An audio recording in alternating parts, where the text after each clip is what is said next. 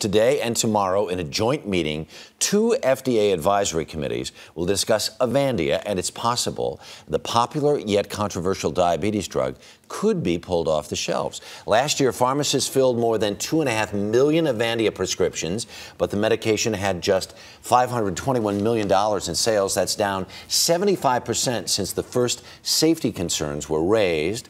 Our Dr. Jennifer Ashton is here with more on this. This is such an interesting thing because this committee has been basically split about whether or not to allow the continuation of this drug. First off, what does it do for people? This is a diabetic drug for diabetics. What does it do? Specifically, Harry, we're talking about a medication for people with type 2 diabetes where their body doesn't produce enough insulin or their insulin doesn't work properly. This is a class of medication called insulin sensitizers. And about 2 years ago, a study came out that found out what? Exactly. Big study in 2007, actually, in the New England Journal of Medicine, found that Avandia, this medication, increased the risk of heart attacks in people taking it by 43%. Right. Now, the controversy there medically is that we know that people with diabetes are in and of themselves at higher risk for diabetes, stroke, and death. But the last thing you want to do with a treatment is have the risks of the treatment outweigh the benefits, and that's what this committee is going to be looking at. So then this morning's New York Times reports that GlaxoSmithKline, the maker of the drug,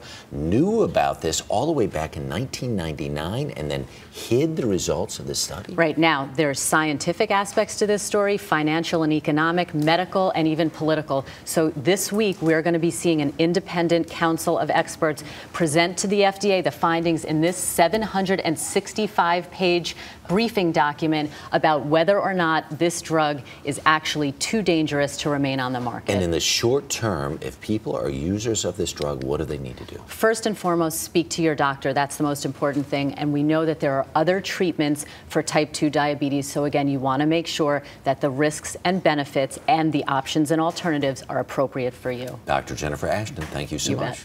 A lot happens early on The Early Show, weekday mornings on CBS.